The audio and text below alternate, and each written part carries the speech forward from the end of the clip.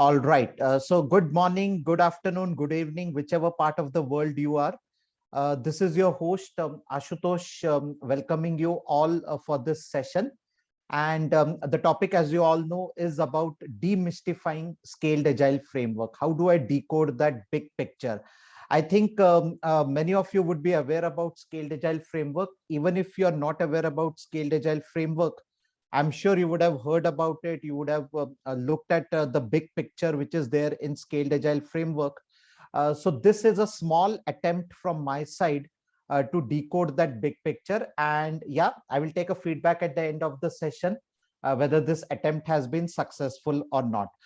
One quick check, and you can use the chat window to confirm that. How many of you are actually working in a scaled agile framework engagement or have worked in the past? Just wanted to do a quick check on that. I see a lot of people have raised hands. Okay. Close to do, some of you are already working on it. And yeah, I think, yes, I know some of the people who are already joined in, they have worked on it, and they have, they are working on scaled agile framework. And okay, interesting. So I get a good amount of feel about what the pulse of the crowd is here. And how many of you are overwhelmed with that big picture of a scaled agile framework? Or what is your reaction when you see the big picture of a scaled agile framework? What exactly comes to your mind? One word, if you can describe that in one word, that would really be great. What is that one word which comes to your mind when you see that big picture of a scaled agile framework? Just one word, okay? Don't write a big story. Very big, daunting, okay, interesting. Anything, any other adjective? Complex, okay, complex, clumsy, okay, interesting. Okay, lot of good adjectives. Yeah, even I had even I had those words when I saw it for the first time. Even I had some of these words, like it is too overwhelming, it is very huge, it is massive.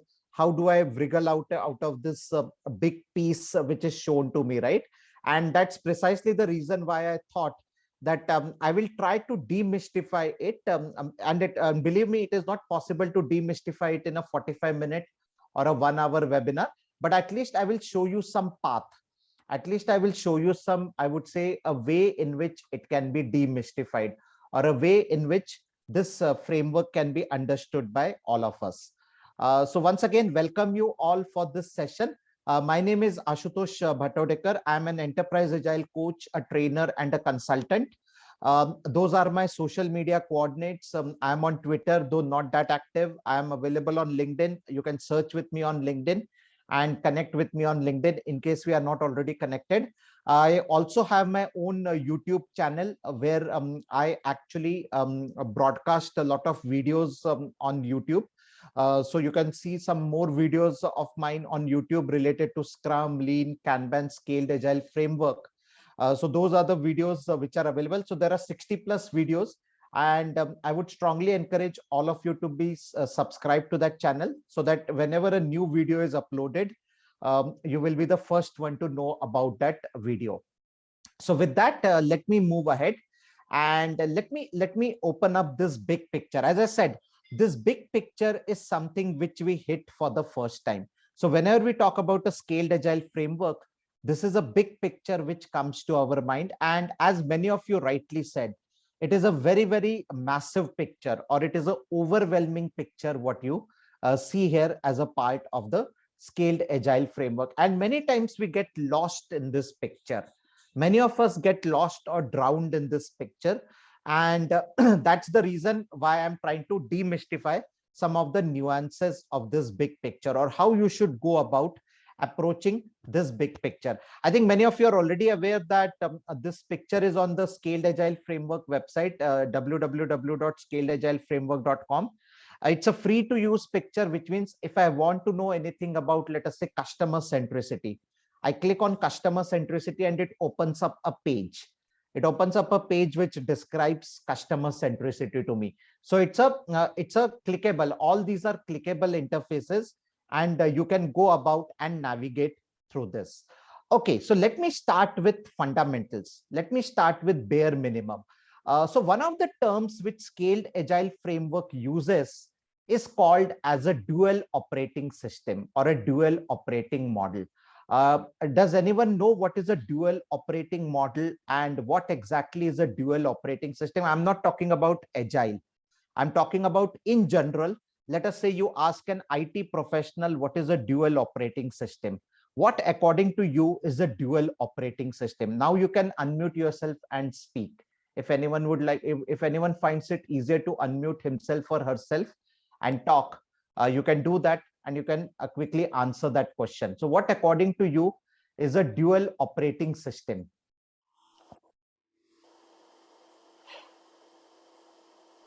I mean, in IT, we call it as a dual booting system. So I might have a laptop which has got, let us say, two operating systems in it, Windows and let us say maybe Mac, or Windows and Linux. So that is what we call it as a dual operating system, right? So what, according to you, is a dual operating system, or what is a basic function of a dual operating system? Let us first try to understand that. Yeah, anyone would like to answer that? I see people have unmuted. Felix, Jack, anyone would like to add here? I think it's more an organizational than an IT system. Okay, more of an organization. To Kotter, John Kotter, he wrote about that. Yes. And that you have the world of the boxes, which is here on your picture on the left-hand side. So the org chart with people, departments, business units, and so on, divisions. But you have in parallel an organization that consists of networks, and it's the same people, but differently organized. Same people, differently organized. And what you said is absolutely right. I mean, Kotter first wrote about it, but the concept is definitely coming from that operating system. I mean, when we talk about an operating system, right, like a Linux and a Windows coexisting together. And yes, you did explain it correctly, Felix, that you might have your org chart or an hierarchy, which is bound to be there. And then you have another kind of a virtual organization which is created, another kind of an organization which is created, which actually is coming from that old, or I should not use the word old, which is coming from the hierarchical system. Yes, that is what we call it as a dual operating system. So now, why is this needed? Let us first try to understand. Even before we understand why Scaled Agile Framework has brought this dual operating system, why exactly both is needed? Because each of this has got its own set of advantages. Each of it has got its own set of disadvantages. So not having just one system itself is not going to be enough. Each system has got, as I said, its advantages as well as disadvantages. So we are trying to make sure that the synergies of the two systems are brought in together. That is the philosophy, or that is the core concept behind what we call as a dual operating system. So there's something which a network cannot do. There is something which basically, I mean, the second operating system which cannot do, and we are trying to blend it together, right? So basically, our org chart, what we have in our organization represents efficiency and stability. So whenever I enter any organization, and this is the question which all of us have, right? That when I'm entering an organization, what is my goal? What is my career path? How do I see myself growing in the organization? Which is what my hierarchy is going to talk about, right? Which is what this a system of hierarchy is what is going to talk about, that how am I going to grow? How am I going to grow in the organization? And what is my career roadmap? What exactly will be my career roadmap in the organization is what the hierarchy is going to represent, right? So so if I enter as a software engineer in the organization, there is a role, right? After that, I will be a module lead, then I will go in for a team lead, then I will go in for basically what we call as a project manager.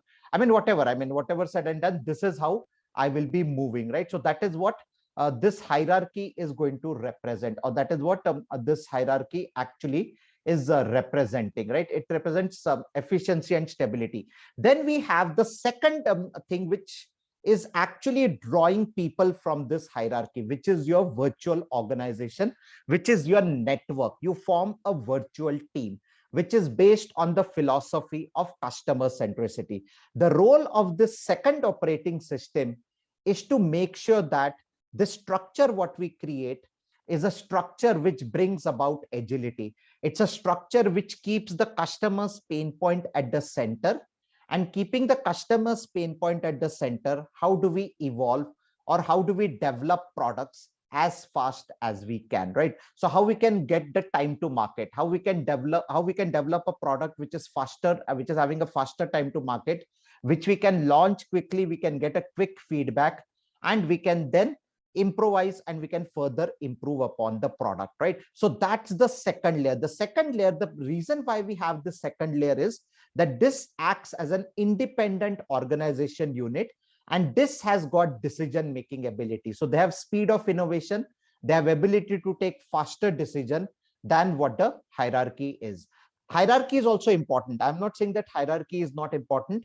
Definitely hierarchy is important, as Kotter also mentions, because it gives a sense of stability.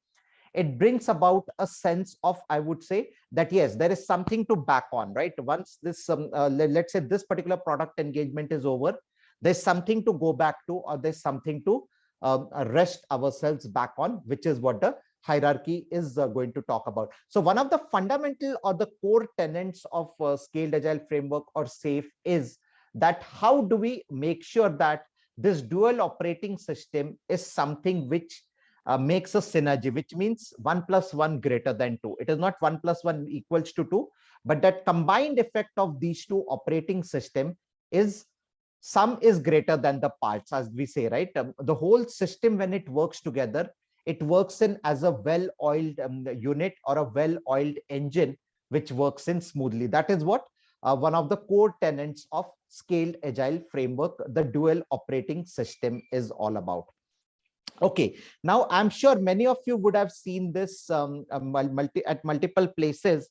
Whether you take any framework, whether it is Scrum, whether it is, let us say, any other framework, like let's say LESS, or for that matter, Scaled Agile Framework, SAFe, each framework, you will see something called as principles, and you will see something called as values. So just wanted to open up the discussion with all of you. What exactly is a value? What exactly is a principle? Again, I'm asking in a general term, not specific to SAFe or a Scrum. In general terms, I'm asking what is a value and what is a principle? Can anyone tell me that? What exactly is a value and what is a principle? Anyone would like to attempt it here?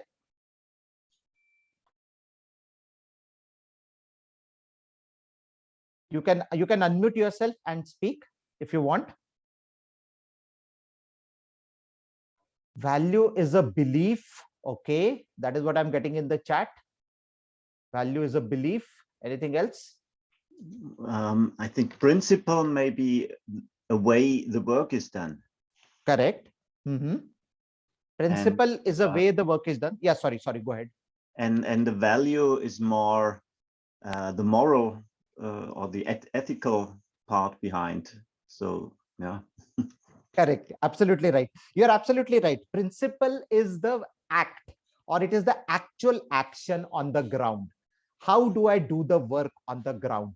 And value is something which is, as you said, right? I mean, it is more related to moral. Like all of us have got values in life, right? I have some values in life. You have some values in life. So when I say transparency is my value, and you know what, I'm working in an organization, and I claim, I boast myself everywhere that, you know what, transparency is the core value with which I live. I live and I will die with transparency. But in reality, when someone asks me for some information, I don't share that information. I hide that information. So which means my act on the ground is in a direct contrast with my value, right? And that is what happens many times. The way we work or the way we operate is in direct disconnect with the values what we have. So it is very important that your values have to be tied with the principle. It is not just important to have values.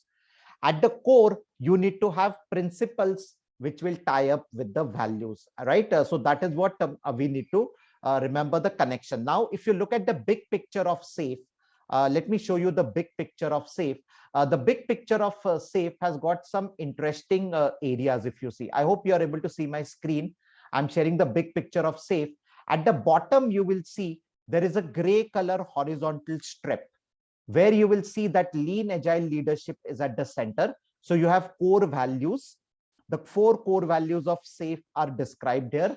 The lean agile mindset and SAFe principles. So they tried to connect the core values with the SAFe principles with the lean agile mindset. Now, I'm not going to go into each of the principles as of now. There are 10 principles. Obviously, we won't be able to get time in this 1 hour, but definitely I can plan for another session on going into the 10 core principles of SAFe. I can definitely go into that in a separate session, but I will try to go into the 4 core values of SAFe. And the 4 core values of SAFe are alignment, built-in quality, transparency, and program execution. Those are the 4 core values of SAFe, what we have: A, B, T, P. A for Apple or A for alignment, B for built-in quality, T for transparency, and P for program execution. So those are the 4 core values of SAFe. And let me explain these 4 core values, walking you through the big picture.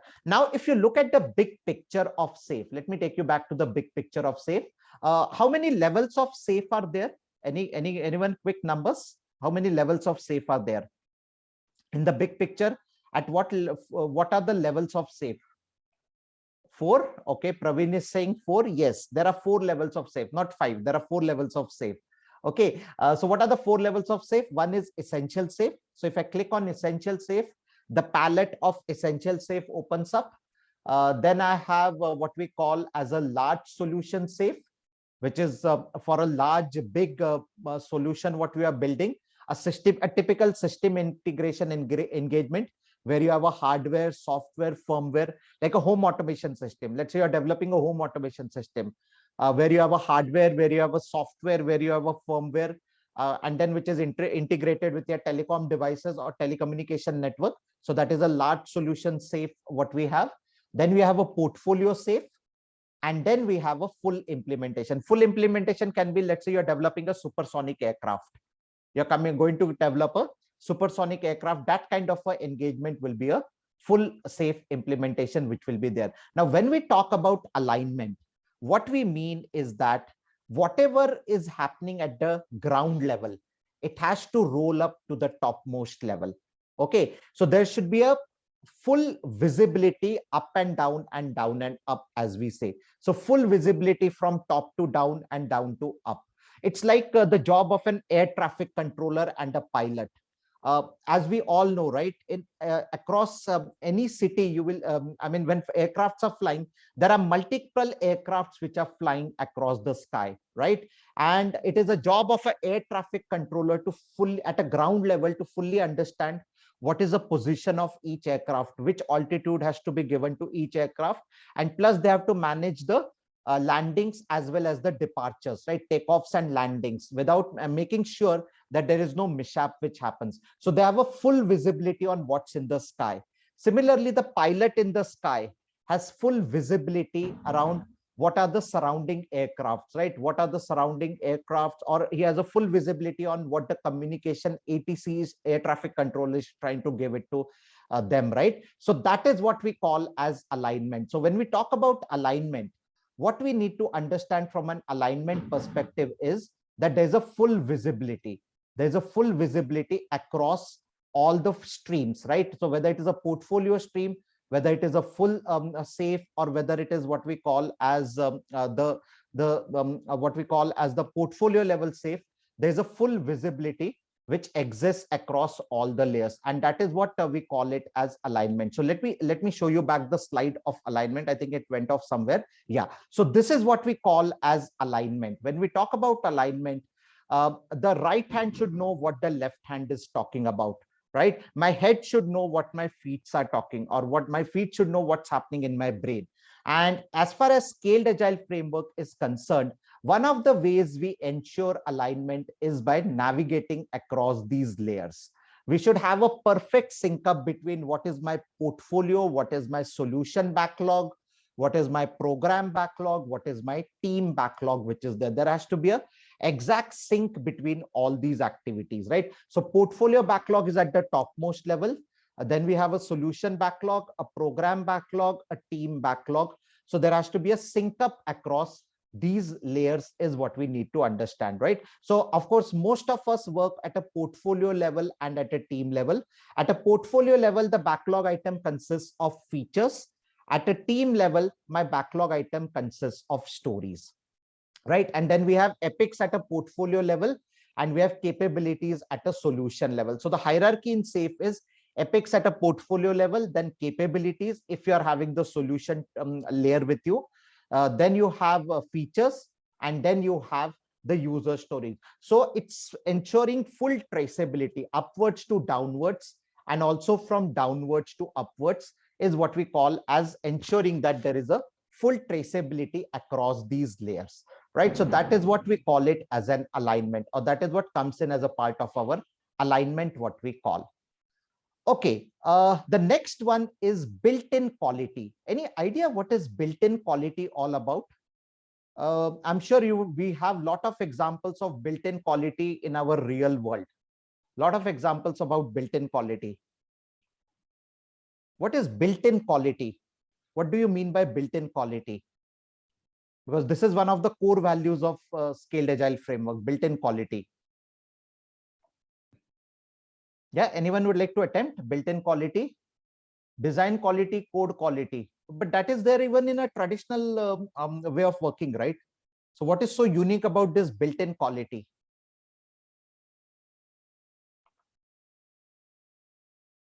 What is so unique about this built-in quality? So how many of you think that it is important? Okay, let me give you this scenario. Okay, let me give you this scenario. Okay, you can't scale crappy code. I see that statement coming from the SAFe material. Okay, built-in quality means, and this is what Deming says. Okay, what Deming says is that inspection, we all are, I think, too much of a fan of inspection, right? We all say that yes, we should inspect our work, right? We should inspect the product, we should inspect the product where it is shared across with the customer. A very interesting example, I think everyone would be delighted to see this picture, right?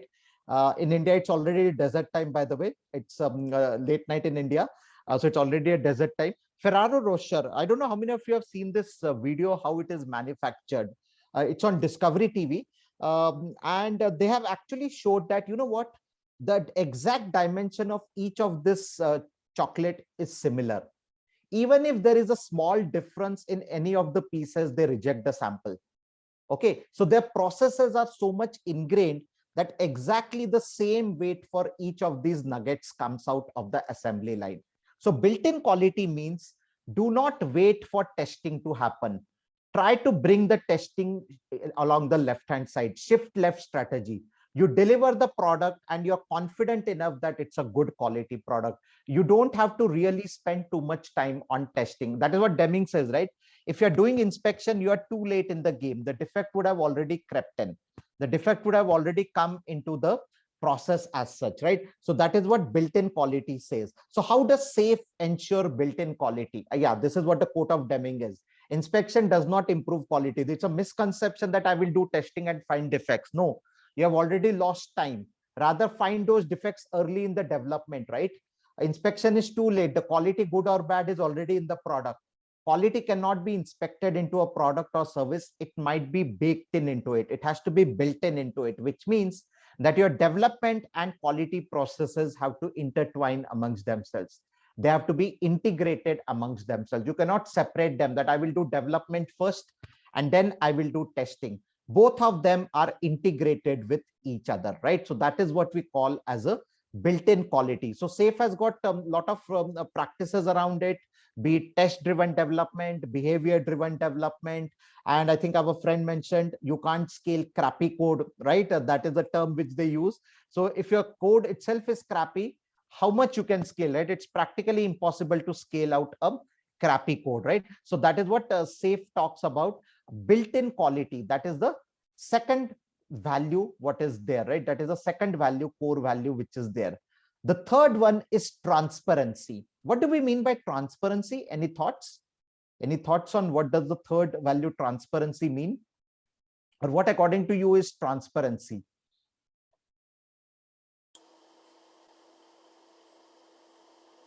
Anyone?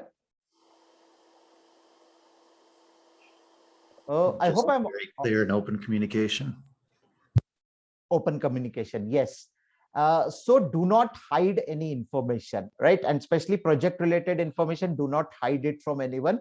Make everything visible, right? Also something related to Kanban, visualize the work in flow progress, right? Or visualize the flow. You should be able to visualize the flow. So do not hide any information from anyone, right? So we work in a culture which is based on trust, which is based on visibility, which is based on openness. What's the point in hiding the information from people? And more importantly, also something related, not directly related with transparency, but somewhat connected is basically it's related to decision making ability. So are we empowering our teams to take decision? Are we giving them the delegation rights? Are we giving them those delegation rights? And are we allowing people to take decision based on where the information resides? A very interesting video on the same by David Marquardt. I'm sure many of you would have seen it. He talks about how on a submarine which had nuclear loads, he actually delegated the decision making at a ground level. And he goes on to say, the decision should be taken where the information resides, rather than decision being taken. Every decision need not go upwards, right? You can delegate some of the decision making ability at a ground level, right? So that is what he goes on to say as a part of transparency. So that comes in as a part of transparency: trust, visibility, and openness.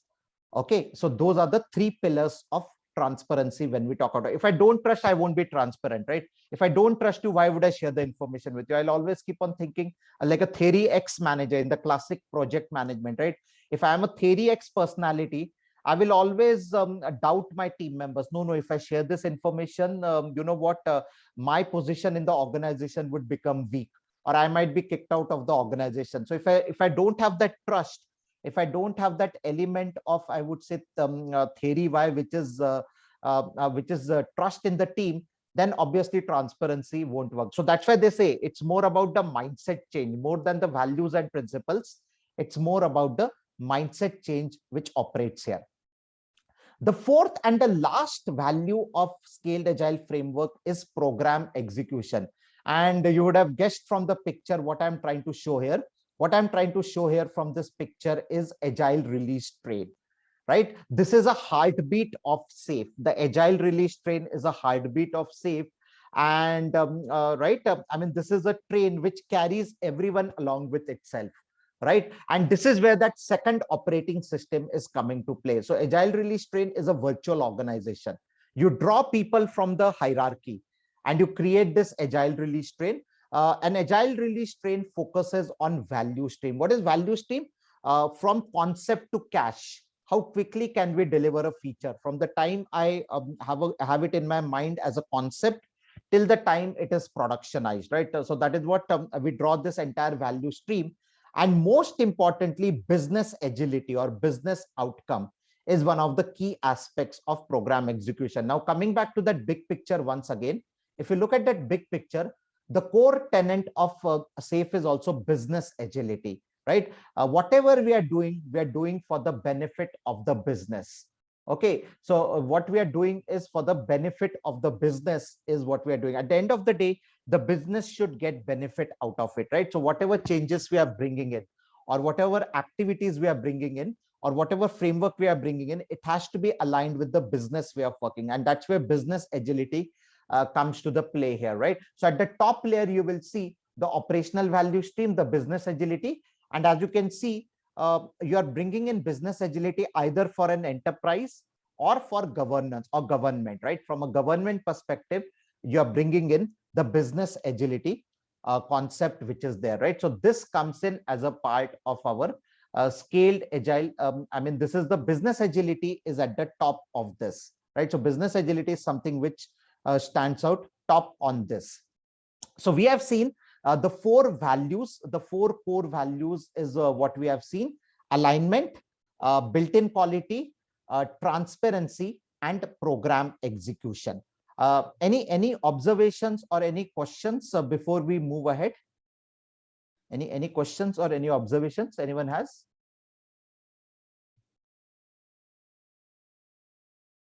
Okay, fine then. I think then we are good to move ahead.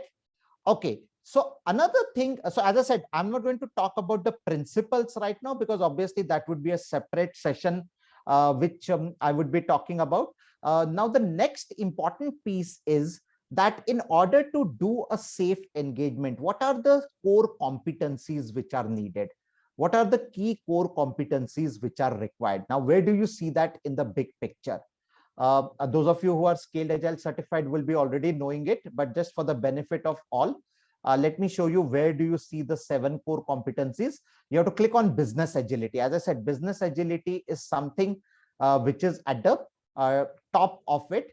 And under business agility, you will see key competencies. There are 7 core competencies. Okay, so what are those 7 core competencies? Team and technical agility, agile product delivery, enterprise solution delivery, lean portfolio management, organization agility, continuous learning culture, lean agile leadership. And at the center of this, or at the core of it, is the customer. So customer is at the core of it, or the customer centricity. So these 7 core competencies revolve around the customer centricity part of it. So whatever we are doing it for the customer. We are doing it for the benefit of the customer, is what comes in as a part of our customer centricity, right? So those are the 7 core competencies which we have as a part of the Scaled Agile framework: team and technical agility, agile product delivery, enterprise solution delivery, lean portfolio management, organization agility, continuous learning culture, lean agile leadership, and customer centricity at the top.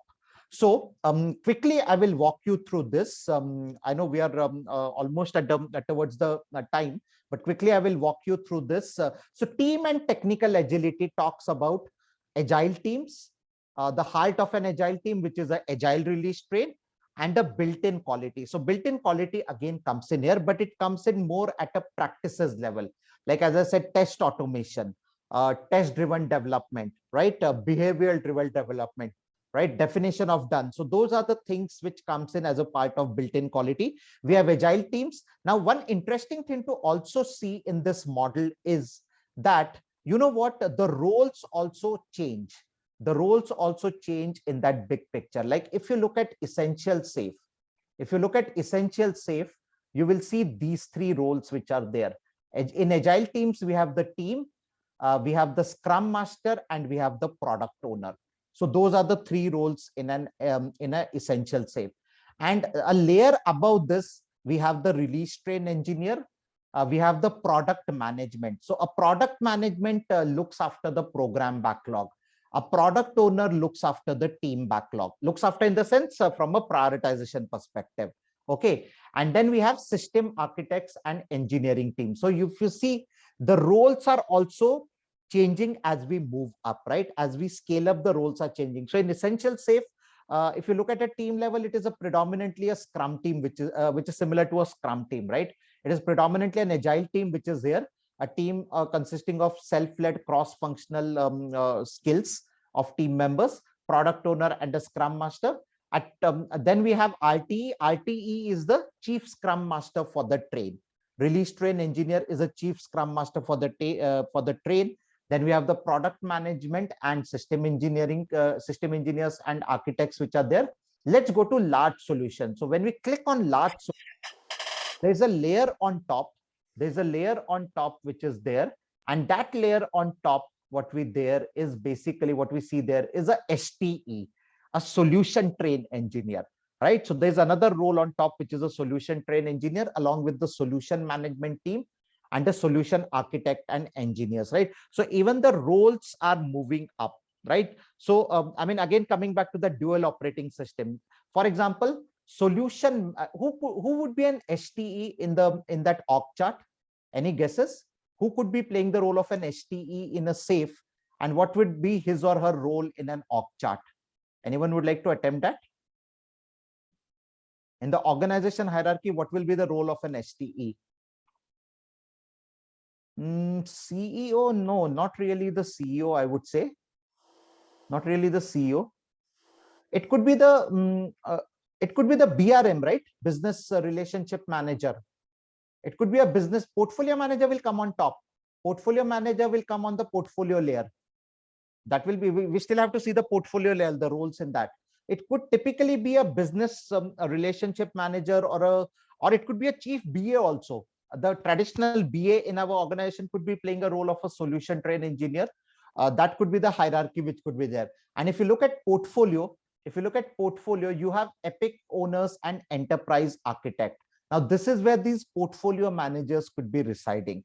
They would be playing the role of an epic owner predominantly. So what I'm trying to tell is, even the roles actually go up, right? The roles also get scaled up, right? So those roles are also going to be scaled up as we move along. Yeah. So coming back to team and technical agility, we are at the lowest level.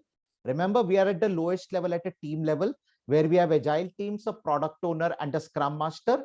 It's a team of agile teams. So rather than having a siloed team, we have a cross-functional train which cuts across these silos, and we have a built-in quality, right? They work on the built-in quality value, what we saw earlier.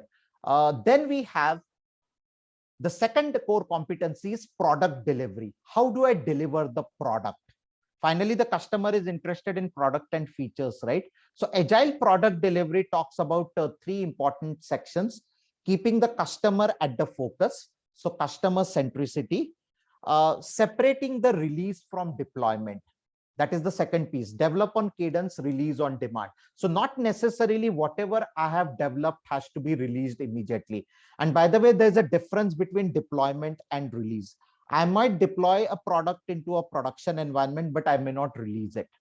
Okay, there's a concept called feature toggle, right? We all know that. Many of us know that, right? Feature toggle, which means I deploy a feature into production, but I don't release it.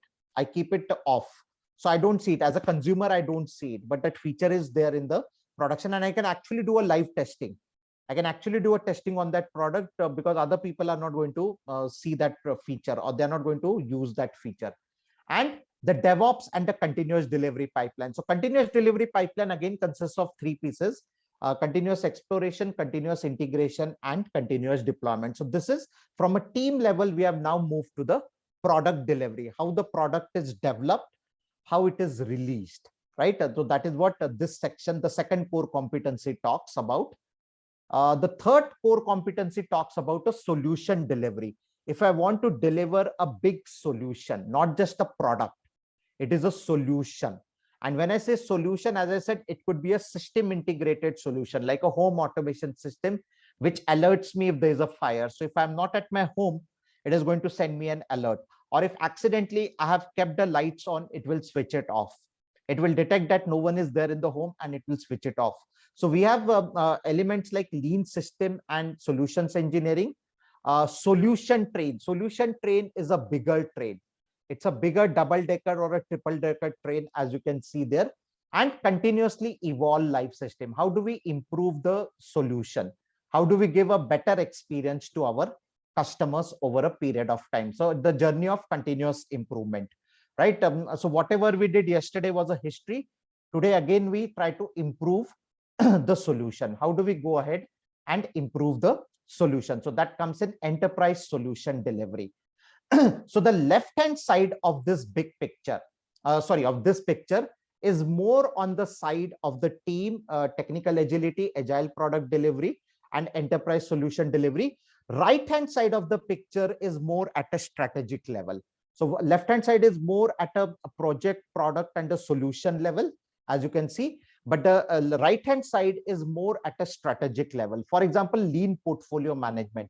How do I fund value streams? Rather than funding projects, I should be funding value streams, organization agility, and a continuous learning culture. So lean portfolio management talks about how do I fund a safe value stream. I'm not going to fund projects here. I'm going to fund value streams, because if I fund projects, that is an old way of funding. and I cannot predict how the project will behave in future, right?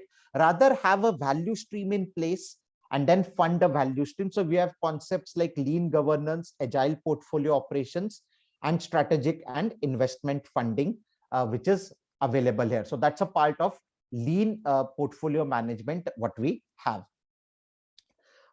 Then we have organization agility. How do I bring agility not just at my IT teams, but even in, let us say, my HR team, finance team, operations team? So that comes in as a part of organizational agility. So it talks about making the business operations lean thinking people and agile teams, and strategic agility. So this is more at an organization level. See, one of the challenges which we all face, your IT team might be agile, but your organization is still in that old school of thought. I remember a very interesting incident. Of course, that was not a safe engagement. One of the teams in their planning meeting, they actually picked up an item from the product backlog, and they said that, yes, we will work on it. And you know what? I mean, this is an example. I can't name the client, obviously, for obvious reasons. And you know what? Suddenly they realized that there's a hardware component which has to be shipped for this. And this hardware component actually got entangled in the local customs. The local customs was unable to clear this hardware item within the sprint time. Now, you can't tell those people, right, that we are doing agile, we have a sprint of 2 weeks. Can you clear this item? No. I mean, they will take their own sweet time, right? The external agencies. But organization agility is about how do we react to this situation, or how do we adapt to it, right? So that was a good lesson learned, which we had, that we have to identify the dependencies well, right? And Save does talk about a program board which talks about such kind of dependencies which are there. Yeah. So coming back to organization agility, it is mainly about lean thinking, lean business operations. How do I make the entire ecosystem in my organization lean? There should not be any waiting time between, let's say, finance and HR, and strategic agility as a whole. Okay, the next one, I would like someone to answer. What do you mean by a continuous learning culture? That is also one of the core competencies what we have, a continuous learning culture. Any thoughts? Learning from mistakes. Learning from mistakes, celebrating failure. Yes. Anything else? That is one part of it, of course. Continuous learning. That is also related to psychological safety, and that's coming a bit in lean agile leadership also. So having that psychological safety. So if I make a mistake, I should not be afraid, oh, now what's going to happen to me, right? Will I lose my job? Always learning new skills. I'm sure you know this. I'm sure you know this. That word I'm looking for. There's one word which I'm looking for. I'm sure everyone knows this. Do you have you participated in hackathons? Have you participated in innovation camps? Innovation camps, hackathons, right? Those are your continuous learning culture, right? Yeah, that is what comes in as a part of your continuous learning culture, right? Making sure that there is our organization is turned into a learning organization, right? Various learning repositories, then basically having a relentless improvement. What is relentless improvement? Where you challenge yourself. I'm sure in LinkedIn you would have seen a lot of people post, right? I have a target of reading 100 books in a year. That is because you feel that you are in a constant sense of danger in the sense that if you don't read, you will be out of you will be out of sync, right, with what's happening, right? So constant sense of danger, a problem solving culture, innovista, or I would say innovation culture, right? How do we bring about hackathons at continuous basis? That is a hallmark of an organization which is a continuous learning culture, or which imbibes a continuous learning culture. So one of the important things you have to also take into account is that when you are leading a safe engagement, you have to make sure that these 7 core competencies are also something which are on your foot. These are like your levers on your foot. You have to keep on pressing these 7 levers. Apart from making sure that art is going on well, apart from the fact that the art sync ups events, whether it is a scrum of P or scrum of scrums are happening, these are the 7 pedals which you have to constantly juggle. A culture of innovation you have to bring in, then relentless improvement, and create at the end of the day a learning organization, and an organization which invests in learning. And again, when I say investing in learning, It doesn't mean always talking about expensive training. Investment in training also includes knowledge sharing opportunities, right? Knowledge repositories, bringing out a culture of, let us say, a brown bag session, as we call it, right? So Fridays will be a brown bag session where so not only I share my success stories, by the way, I share my failure stories also. I think Ravi did bring about that, right? Experimentation and learning from that experimentation, even if it's a failure. So you know what? In one of the brown bag sessions, in one of the engagements, we encourage people to come out with their failure stories, and the best failure story was awarded, by the way. We had some brownie points for these best failure stories. That brings about a continuous learning culture in the organization. And all this is connected with a lean, agile leadership. So how do I challenge my team to come out of their fixed mindset and go into a growth mindset? Because everyone wants to be in that comfort zone, right? Even I want to be in my comfort zone. If I'm getting my salary on time, if I'm getting my paycheck on time, why should I leave the comfort zone, right? But as a coach, I have to bring out from that fixed mindset into a growth mindset. I have to be that role model, right? I have to lead by example. I cannot just say that, okay, you have to come out of a fixed mindset and go into a growth mindset. I have to show that way, right? I have to lead by example. So I am that role model or that change agent who will be doing that. And I will be the person who will be leading that change, right? The buck stops here, as they say, right? Or charity begins at home, right? I cannot just preach something, right? I have to actually demonstrate that in a engagement, right? Leading by example, leading change, and a culture of mindset and principles. And all this, as I said, is tied down, as I said, to the lean agile leadership. So if you again remember one thing, if I go back to that big picture where the 7 core competencies were listed, everything will fail if you're not keeping the customer at the focus. The customer has to be at the focus. So how do we bring about customer centricity? We bring about customer centricity through design thinking, through applying innovative ideas.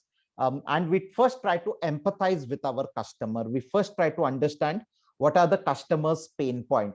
And based on that, we try to use these 7 levers or these 7 pedals which are there. So this is primarily what I wanted to cover in this session. And I know it's a big ocean, believe me, as you would have seen yourself, it's a big ocean, and it is not possible to cover that entire big picture in an hour for 10 minutes time frame. And this is primarily what I wanted to cover in this session. But now I'm open for any questions anyone has. Yeah, so you can unmute yourself. And we have another 7-8 minutes for any questions if anyone has.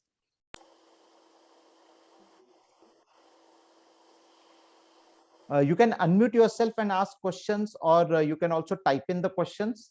That's absolutely fine. One question I have. Yes. If you don't mind, can you please bring up the main picture of that scaled agile framework? Yeah, sure. Let me open it up. Yeah, here it is. Yes. So at the bottom we see like there is a core values, right? We Yes. discussed like previously. It has the 4 core values. One is transparency, built-in, and the other 2 is Alignment, built-in quality, transparency, and program execution. yeah. Yes. Yes. Okay. So in the right side we see again we have the built-in quality is there. So why it was mentioned that 2 times? In the Right right hand. side, yeah, here, just beside to the lean UX. Yeah. Okay. No. See, that is what I'm saying. That is more the implementation what they have given. This is just a value what they have given, but the actual implementation, how it is to be done, is given in this section. So that's how they have kept it there. Okay. I thought like these core values are common for all configurations, like essential, Yes. portfolio. That is They're common. common for all. Yes. Core values obviously have to be common for all. You cannot say that core value is only for portfolio or essential. But Yeah. that is more, I mean, when you talk about that under essential, when they have kept it there, that is more at a transactional level, they have explained it. If you click on that. Okay. Then thank you. Yeah, Ashutosh. Shilpi, Yeah, go ahead. Yeah. yeah, this is Shilpi. So a very business question. Uh, though this whole framework looks very, very comprehensive, it addresses the entire organizational structure, everything. Which organizations or which type of organization because this is investment, right? When you do Yes, certain yes. transformation, it's an investment, right? So normally, I mean, and we have Scrum models, which have been frameworks, which have been working fine and easy to adapt also, Correct, right? correct. Mhm. Those transform. So typically, which kind of organizations should look forward to this kind of a framework? And based on your experience and consultancy, how much time does it typically take for organizations for this transformation to save? Okay, interesting. Thanks, Shilpi, for asking that question. See, first of all, if something is working for you, fine, right? I'm the last person to recommend that shift to this. Okay, I never do that, even in my consultancy, right? I mean, if XYZ is working fine for you, even for that matter, I give this consultancy that if waterfall is really working for you, just because everyone is going into agile, don't go for it. Okay, so that's one thing. If you want to know more about the customer success stories, they're available on the SAFe site. They have covered all types of, in fact, it is covering entire type of industries, whether it's a product organization, whether it's a service organization. Now, if you ask me in particular, where should I implement this? I would predominantly go for a multi-scaled product, which is having, so if there are multiple agile teams which are there, right? And synchronization is something which is very, very important. And cadence or discipline is very, very important to make sure that there's a consistency of practices across these multiple agile teams. Then I would recommend this kind of an approach. We have to ensure that all the teams work on a cadence, they work on a synchronization, and there are some integration touch points across these teams. Then I would say this kind of a framework would be a best one to work. But having said that, again, I'm repeating, just we are not going to boil the ocean by suddenly saying that from tomorrow everything will come under this framework. No, if a pure vanilla Scrum is working for you, please continue doing that. Okay, please continue doing that. Let's not unnecessary, just because I attended a seminar and I bring it about in my organization, that's not going to work, right? So that's how I would put it. Now, coming to your second question, how much time it takes, a very difficult question to answer, believe me, and I don't have really an answer for this, but I can answer it in a different way. Usually such kind of a massive transformation, it's not something which is going to happen in 15 days or a month. It could take months together for us to reach that base level of maturity. So it's a big and an arduous journey. It's not a straightforward journey. It's a very, very complex journey which we will have to go through it. And considering the organization dynamics and external challenges, this definitely, so when you talk about investment, right, I will always put time above money. Okay, see, money an organization can earn. Even if I lose money today, an organization can become profitable tomorrow, but time is something which is lost. So a wrong use case for SAFe will put the organization behind by many, many years. So that due diligence they will have to do, right? And they have to appreciate the fact that it could take a longer time for them to reap the benefit. But once it sets in, then it is like a kind of a, as I said, right? I mean, it's a kind of a BAU what happens. So as such, I don't have any indicative timelines, but definitely this is not something which is going to happen in a quarter or something. It takes a longer time to set in into. Yeah, sure. Thanks, Ashutosh.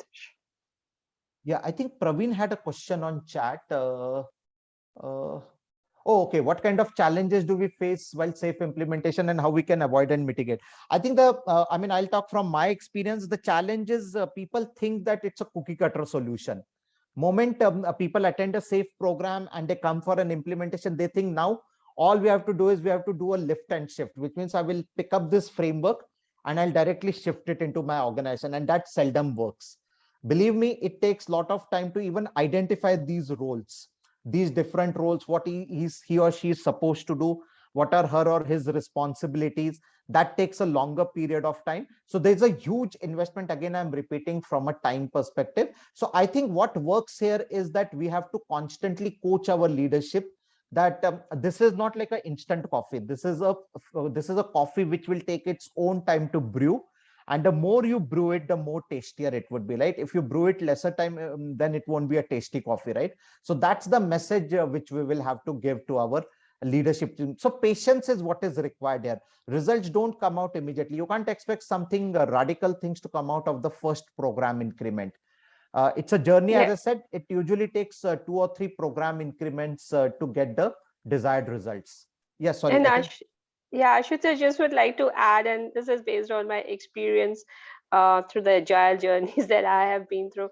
Normally, what happens, I mean, I would say it's not intentional, but normally what happens, the senior leadership, I mean, if you look at the entire framework, it calls for the senior leadership also to be aligned Exactly. with that whole. And that is the most biggest challenge, because they don't want to leave their positions, in Correct. quotes, okay, and they feel and they want that the team should be agile, right? So Correct. there's a huge conflict of the entire culture change that should happen, and that's where I see most of the things don't Perfect. work the way they should fall into the principle and the values. True. And by the way, yes, I'm very open to admit here, I have been a part of the failure stories of a safe implementation. I'm very candid and open here.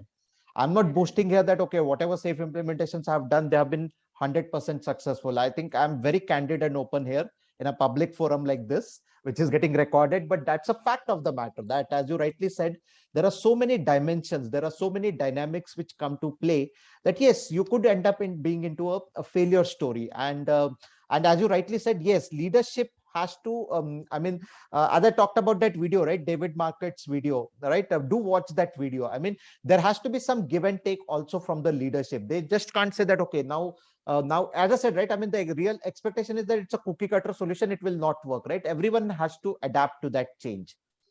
Right. And one of the other conflicts that I see is role versus designation, right? These Correct. frameworks talk about roles, and somewhere we are still stuck on the designations. And then you try to play a role with a designation that actually doesn't work at all. True. Okay. Fine. Yeah, I think we're almost out of time. Anyone would like to come on a camera, please feel free to turn on their cameras. Again, I'm not making it mandatory. I know, I can understand we all are working from remote places, so we may not be comfortable in switching on the camera. But in case you're okay, that's absolutely fine. Not okay, also fine. And I hope this 1 hour of your investment, again, I'm saying, it's an investment you're making. It might be a free session, but it's an investment. Believe me, friends, you could have done something more productive in that last 1 hour, probably a startup idea which could have made you a millionaire. Okay. So I always believe time is greater than money, right? But I hope that this investment was worth it, right? I hope this investment was worth it, what you invested in me. And thanks for patiently hearing me out. And so I think we are good to sign off for the session. Do connect with me on any of these platforms, whatever you feel comfortable. I'll be more than happy to talk further with you in case any one of you would like to have that conversation with me. Open to have that discussion as we move along. And so on that note, I would like to also thank the organization, IBC Consultant, for giving me an opportunity to have this session conducted. So special thanks to IBC Consultants for giving me an opportunity. In fact, they invited me to present this. So special thanks to them. And yeah, I hope you had a great time. And on that note, let me sign off and have a great day or a great evening ahead. Looking forward to further connect with you. Bye for now. Thank you. Thank you. Thank you. Bye-bye. Thank you. Bye. Thanks a lot. Bye. Thanks. Bye.